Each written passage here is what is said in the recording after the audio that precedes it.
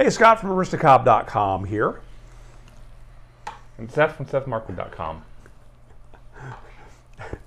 Did that come as a surprise to you? I'm still lighting my pipe. Together, the three of us, that's you and him and me, we are Markwood Men's Breakfast Club. Welcome back. Good morning, boy. Good morning, Homer. So, I don't know if this is the last from the noisy back porch or not, but I'm anxious to get back to the shop. I think you mentioned that last week, but I'm anxious to get back. Just for nothing else, to get away from the car noise.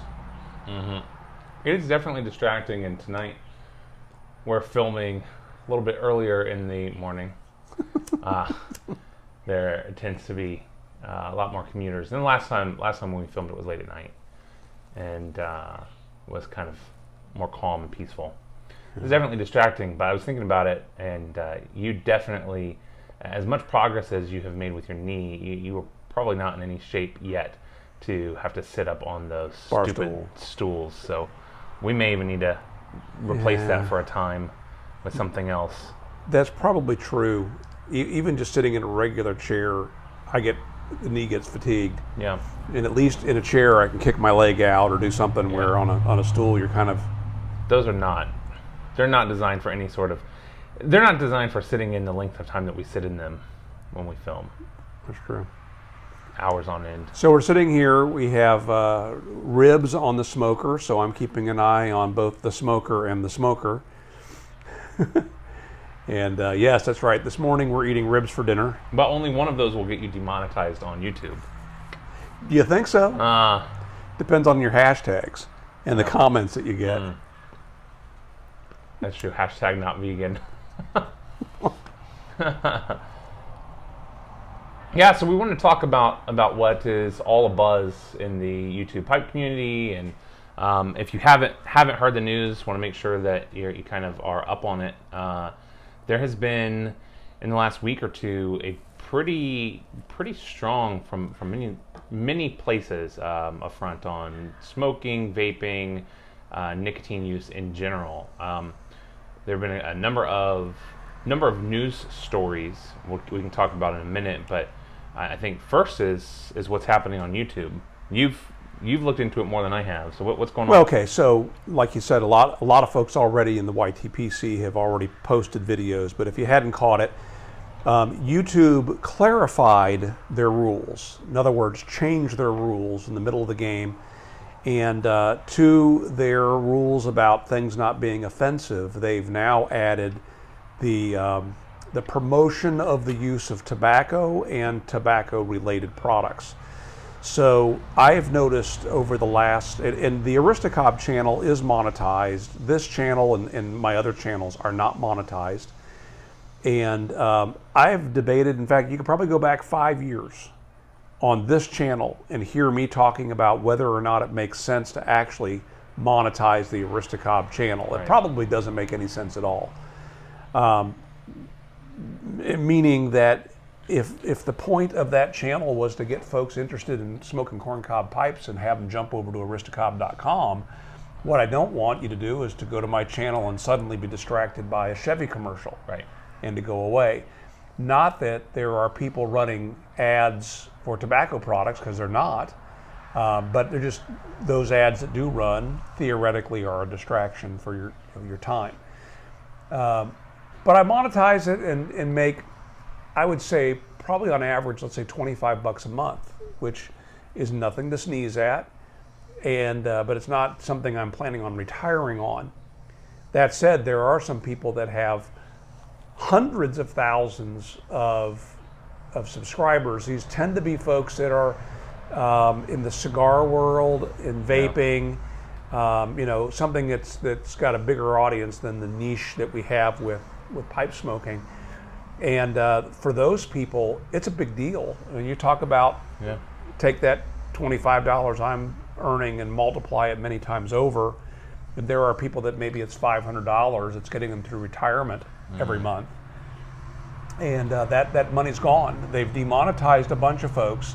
On my channel, I've noticed that probably easily half of the videos I've published I'm immediately demonetized based on the subject or based on the tags that I've been using. But there's still several of them that they went ahead and monetized. The bots didn't pick up on the topic. But it's just a matter of time. They're working their way down, I think, through the channel size, and it'll get demonetized. For me, it's not a big deal. It's just the frustration that we're doing something as adults that's legal in our country, and yet it's been deemed evil by the good folks at Google. It's their platform. They can do what they want, but they kind of have the only game in town. And it's not like, yes, we could go to Vimeo. Some of us did and found out that the social aspect of Vimeo is not good. There has yet to be another player that works quite like this. And so for now, okay, you don't earn advertising money by way of Google. It is now a matter of time before they decide, you know what, we're not comfortable having this on our platform. Yeah. So what I would say is we need to start thinking as a community, what's our plan B? Where are we going to meet if suddenly we're not here anymore? I know one thing, our content will be gone because we don't have all this stuff backed up. I do.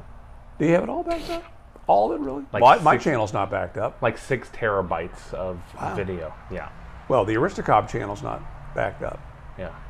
So, I think it's absolutely right. How long will this be the most severe step? But then beyond that, this goes back to a conversation we've had many times. If you have creators who have been impacted by this, that you appreciate their content, the only way for many of them to continue doing what they have done is to find some other revenue source. For some, that may be inline advertising, getting some sort of a sponsorship, and you've seen it on other channels, I'm sure, where you do an ad read, you ask, go to audible.com/Markwood's Breakfast Club to sign up for your free audio trial today. A way of supplementing that income. This video has been sponsored by the Gripper. Right. Or alternatively, you'll find some of them will start setting up Patreons or some sort of crowdfunding option, and so that is another way to support them through a time like this. But to your point, that may only last for so long as well. Oh, remember Patreon banned a number of people that they decided weren't putting out content that they were comfortable hosting. And again, what would you call these rules? Cities used to have laws that they called, was it not blue laws, but basically vice. They call them, oh goodness gracious, it's yeah, I know exactly what it is. Anyway, as they set their community guidelines, who's to say Patreon will allow tobacco use to be promoted? Right. Yeah, well, and the question about where do you go? Well, some of the obvious places are Facebook and Instagram. Those are the same company, and they will follow suit. Twitter has already banned some users for similar things, and so I think the safest option is your own platform, but then it's a lot harder to get visitors and get eyeballs, and so I think for a lot of these people, they'll just disappear into obscurity. This is something that has already hit YouTube on the gun front. It certainly hit it on some of the talking head kind of shows that have been hit by this. Yeah. And so then beyond YouTube in the news, if you've been paying attention, you have San Francisco, California, banning the sale of e-cigs flat out. Now this is, from what I have read, it is a tactic for them to force the FDA to start doing what the deeming process was set up to do. So the FDA put in place this certification requirement. They have not certified any to my knowledge, a single e-cig component or juice. And so San Francisco says that they're trying to force the FDA to take action on what they've been kind of dragging their feet about doing. Now, there have been some that have argued that this is overreach. There have been some that have argued that it wasn't enough. Right. Well, if you're going to ban that, and the one argument is if you're going to ban e-cigs that have helped a lot of people stop smoking cigarettes, those people will return to cigarettes. So that's not really in the public health interest. On the other side, you have people saying, well, if you're willing to take the step and ban something, why not ban all of the tobacco? Wouldn't that be the better thing to do? So that's... The better thing to do would be to let adults be adults and make decisions for themselves. That'd be the better thing. So just before we started recording, we saw a news article about Indiana? Was it Indiana? I think it was Indiana. Could be Indiana or Illinois. No, it's at the Illinois, I think. I'll tell you. Has announced the smoking age will be 21. Has set the smoking age to 21. I don't know. Illinois. I don't know if that is passed yet. As did Virginia. Yes, it's as of July 1st. All right, so smoking age is 21. So if you have been a smoker, you might not be able to be anymore. In fact, you got a comment. Yeah, to that effect, somebody contacted me through Instagram, sent me a private message and said, basically, what am I going to do? I started smoking cigarettes at 16. By 17, decided, you know what, I don't think cigarettes are for me. Kind of dabbled in pipes. By 18, kind of decided, you know what, I do like pipes, that's going to be my thing. Now I'm 19, and the state of Virginia said it's now illegal for me to smoke tobacco. Not grandfathering anybody. So he's 2 years away, almost 3 years away from being able to legally do something he's been able to do for a years year. now. Yeah. So it's super frustrating over that. And,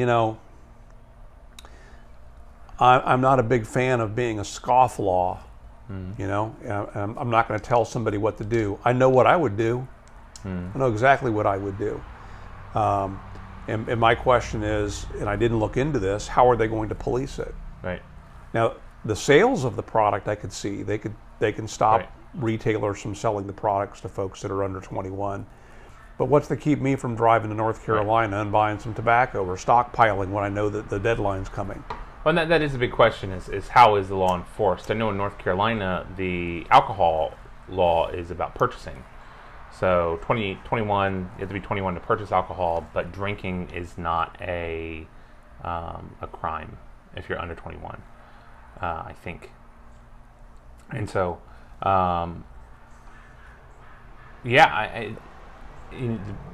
maybe the most outrageous one I saw was, I think it's Wisconsin. There's a school district there that is going to start testing their students that do extracurricular activities for nicotine. And they said it is for the public good because of the epidemic of vaping. And so that will be one of the things on the drug screen for random drug tests of their athletes and other. Basically, if you're involved in an extracurricular, they can test you for nicotine, and you can be removed from that chess club.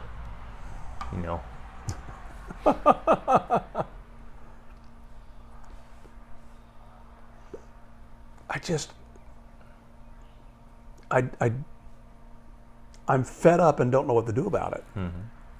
We sent letters to the FDA when they were looking for folks to give feedback, and what they come back with, well, we acknowledge your letters, but we're going to do what we said we were going to do. Okay.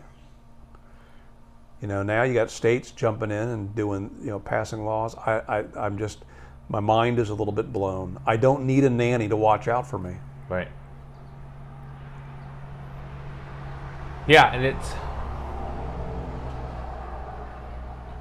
being done in the interest of protecting the children. And so what kind of a jerk face do you have to be to not want to protect children? Right. So you should be happy to sacrifice this right for the children, for the kids. What's funny to me is, okay, fine. What's next? Next will be your sugary drinks. By the way, soccer mom, take a look at the side of that juice box your kid's sucking on. It's not really juice. Maybe 5% juice. The rest of that is corn syrup. Next will be the corn syrup. And you know what? We don't want our kids drinking corn syrup, so good. They should ban corn syrup. All corn syrup or just high fructose corn syrup? Well, let's cut with a broad blade here and say it's just all, how about just all corn products? No more corn products, okay? Well, because you need that for the cars. Yeah, okay, so there's my hybrid that I try to run on ethanol. Well, I mean, there have been proposals to eliminate, basically to force vegetarianism. Yeah. Because of the sustainability concerns of cattle. Did you see the YouTube video? I forget the channel, but they've been doing these videos where they put 6 people together on a stage, and one of them is not like the rest of them. I didn't see the one with the meat. Okay, so all 6 of these people claim to be vegans, but one of them is actually a meat eater. And basically it's sort of like the game The Mole, where after asking some questions and having some interactions, they vote one of them out. Yeah. And then the lights change, and if they voted out the mole, then the light goes green. If not, if the mole's still among them, the light goes red. Right. And once it gets down to a certain number of them, the mole wins, and wins, I don't know if it's hundreds or thousands of dollars, but wins a bunch of cash. And it was like watching a bunch of hyenas eating their young, because they're asking each other, well, what do you eat for breakfast? Oh, I eat this with some honey. Honey's not vegan. And they're going back and forth and out-veganing each other, and it was really, really sick. Yeah. As we ran into when you and I were eating vegetarian. Yeah. We were getting crazy comments from people telling us that everything we were doing was wrong, that basically we were evil for doing what we were doing because apparently we were promoting something. Yeah. I don't have that problem now. Eating vegetable-based meat products. How dare you? Yeah. How dare you simulate meat? That's right. That's evil. Yeah, that's right. So what's next? Yeah, I think next, really, truly, I think that's already been, de Blasio kind of started that whole thing in New York. Mm-hmm. So it's gonna be sodas.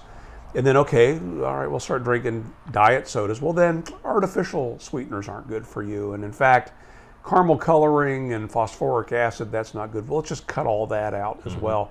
They add sugar to French fries. When the French fries are partially fried at the factory before they ship them frozen to McDonald's, they add a little bit of sugar to them. It helps them brown.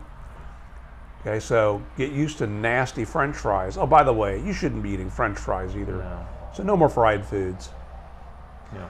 But, we're being ridiculous. We're talking about tobacco here. Nah, they're coming for whatever your thing is too. Yeah. Yeah, I don't know how to fight it. Stockpiled tobacco. I'll be sitting here smoking my pipe when the rest of you can't get tobacco. Sorry. Yeah. It's a little bit post-apocalyptic, huh? Do I have enough saved for my grandkids if they want to smoke pipes? Also, unrelated, as I was working out at the gym this morning, I saw a thing flash across the news screen about corn harvest being very, very poor this year, being down. Do you know, has that affected Missouri Meerschaum at all? Not in the least. You know why? They decided not to plant this year. Oh, really? Yeah. Which is good, because early on there was flooding in that area, and then now there's all these problems. They've had a couple bumper years, plenty of inventory, and decided to give their fields a rest this year. So that's good. Cool. Yeah. That's good news. Well, this is a bit of a downer episode, but they happen, man. That's just the way it is. It is. We thought you should know if you don't. Now you do. If you enjoy the hobby, speak up, share it with whomever you know, whomever you can. Educate your friends and family and other people who have questions about it, because I think that the best way to fight against this is with education of the reality of the situation. This is not, when it comes to pipe smoking, this is not a dangerous, deadly, gonna murder all your kids, hide your wife kind of hobby to have. Proper education, I think, is one appropriate response to hysteria. And so it's about as positive as I can be in the moment. You got anything else? No, I agree. If you're watching this and you're not a pipe smoker, I'll leave it with this. Pipes are one of those things that your grandpa smoked and enjoyed. And even your grandpa that lived to a ripe old age, also a pipe smoker. Most pipe smokers do not inhale. Those of us who don't inhale typically don't like to smoke in a hot box either, and try to be in a place where it's ventilated. It is, am I saying it's safe? No, I'm not saying it's safe. But then again, a lot of the things that we do aren't 100% safe. And driving to work isn't safe. But I'm an adult, and it's something I enjoy. And for me, it is a calculated risk, just as some of my hobbies like woodworking are a calculated risk. Yeah. If you're not a woodworker, probably never going to cut your finger off on a table saw. I run a higher chance of that, but I practice safety as I do with my pipe.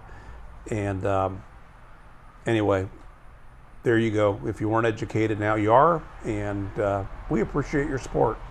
My son was taken to the get his physical, 4-year physical or whatever appointment today, and my wife and I had to fill out a questionnaire about his development. And a couple of questions down below were, is there someone in the house who smokes tobacco? Basically, are they exposed to someone who might smoke tobacco products or drink alcohol? They asked about handguns? I didn't see that, but probably.